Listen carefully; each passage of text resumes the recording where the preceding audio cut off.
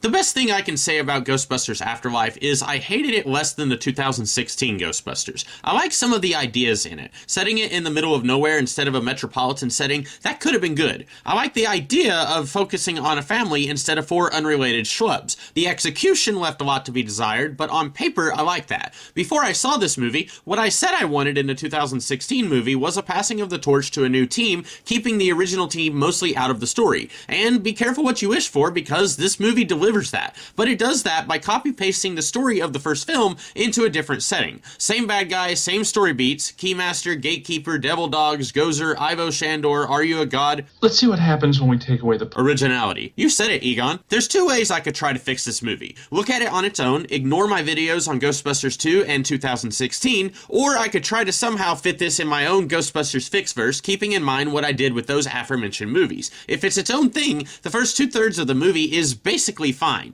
Not perfect, but fine. A lot of the family stuff here feels like they wrote a rough draft and said that's good enough. I don't think the mom and her son interact once after she's cutting his hair at the beginning. It's mostly just the mom and the daughter. Egon's ghost interacts with the granddaughter a lot, but doesn't once try to talk to his daughter he abandoned, which is a point of contention throughout the movie. At the end, Sheriff's daughter encourages Stranger Things to say hi to his dead grandpa, but why? Grandpa clearly didn't care about his grandson, though he had plenty of time to play chess with his granddaughter. It's not a good sign when the brother's talking to his sister before the ghost chase scene, and I'm saying to myself, oh yeah, these two are related. She has more screen time with podcasts than her brother. Instead of copy-pasting the last third of the first movie, maybe this film should have looked to other movies with a bickering family in a spooky situation, like Casper, The Spiderwick Chronicles, The Lost Boys, heck, Hocus Pocus, a movie I kind of hate, does a better job of this kind of thing than Ghostbusters Afterlife. What if Big Brother's a jerk because his jealous sister got all the brains and has that connection with their grandfather? The mom says their dad was okay with Stranger Things, but not I Can't Believe It's Not Sabrina. So what if Egon felt closer to her than her brother?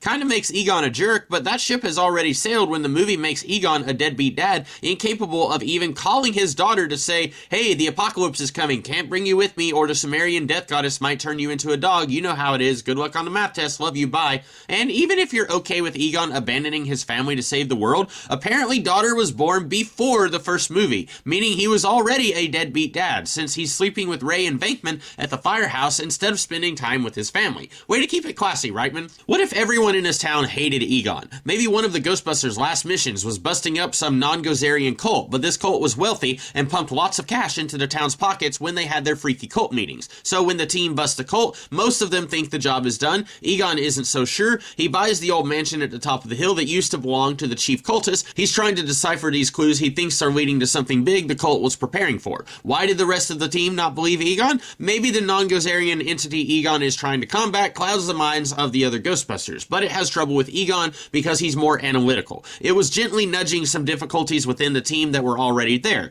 Venkman wanting to settle down, ghost activity is slowing down anyway, maybe the public doesn't need us, so Egon is left alone, and it doesn't entirely make the others look like jerks. If you did this, not only is there crabbiness at home, but when Stranger Things is trying to fit in, some of the other guys find out who he is and tease him or beat him up. Maybe the sheriff's daughter likes him, but has to keep her interactions with him secret from her dad, who's in the old cult's pocket. Conflict is a huge part of a story, but there are different kinds of conflict, your macro and micro conflicts. Since this movie was already heavily borrowing from the first Ghostbusters, that movie had the macro conflict of Gozer, but the micro conflict of Walter Peck. Having the town hate Egon's family and the family having no other options but to tough it out would make for a great micro conflict until they deal with the non-Gozerian macro conflict that endangers the town. If they did this and didn't reuse everything recognizable from the first movie, I would have liked this movie quite a bit more, but that's only option one. My other option is to try to do something remotely similar to what this movie did, while also making it fit with my fixes on Ghostbusters 2 and Ghostbusters 2016. That would be more challenging since my fix for 2016 already did the familial passing of the torch, but the connection being Peter and Dana Venkman's kids instead of Egon's family. But I'm willing to give it the old college try. Here we go. In my Ghostbusters 2 fix, there was a hellish portal opened and not quite closed in New York City, which requires more than just 4 Ghostbusters to keep the larger influx of ghosts at bay. Most of the main team was still active for a while until Egon's death in 2014, which I covered in my 2016 fix. So instead of Egon abandoning his family and being abandoned by his band of brothers, his daughter took her family and walked out on him, thinking he wouldn't even notice they were gone. And there won't be any easy fixes on this family drama. The movie we got was so focused on rehashing the first movie, it rushed squashes the mom's complicated relationship with her dad. She's okay with him abandoning her because he had some pictures of her?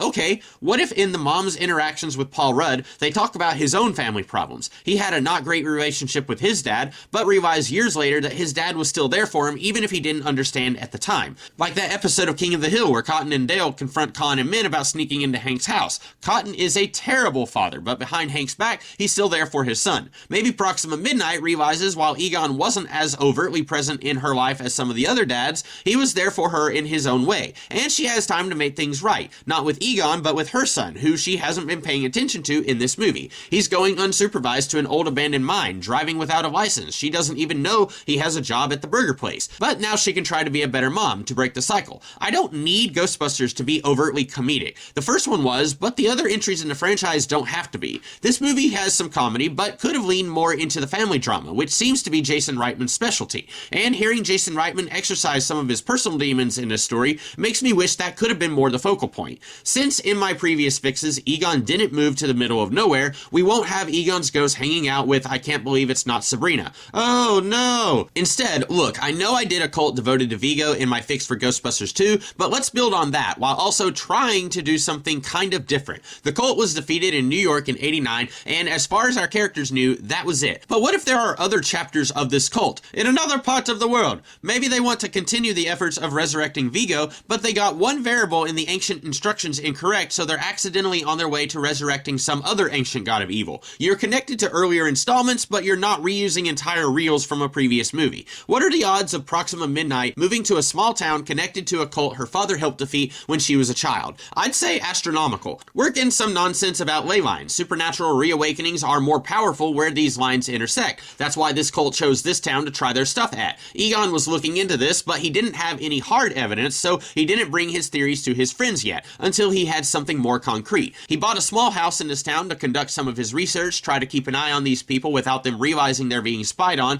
but he was only half-heartedly doing this since he was also busting ghosts back in NYC, where he died before the events of my fix for the 2016 movie. Ray, Venkman, and Winston never knew what Egon was up to, so they didn't come to look into it. I guess the timeline would be squirrely, since I mentioned in my video on the 2016 movie that Egon died at the same time Harold Ramis did. So if we're keeping the lady inherits crappy old farm from her dad bit from this movie, this would take place before the 2016 movie. But that's okay, in the MCU, Guardians 2 is set before the preceding 4 MCU movies, so we'd be doing something like that here. In this hypothetical world, we already had the return of the original Ghostbusters near the end of my version of the 2016 movie, so we wouldn't need to see that again. Minimal to no crossover between those Ghostbusters and these Ghostbusters. The bad guy, not Gozer, maybe it can be an ancient god of the pre-European contact Native Americans. That would set it apart from Gozer and Vigo, and it would make more sense than a town that's less than 100 years old having a map written in ancient Sumerian for some reason. Egon's family moves in, they've got some ghost-busting equipment. Since we've already cashed in on nostalgia in a movie made earlier but set later, we don't have to beat the merch dead horse. You can have some stuff, but not all of it or even most of it would be familiar to Ghostbusters fans. Like the first movie in terms of structure, but not in terms of exploiting every identifiable piece of the IP, the plot would be a slow build-up to the non-Gozerian apocalypse that Egon's family would have to stop.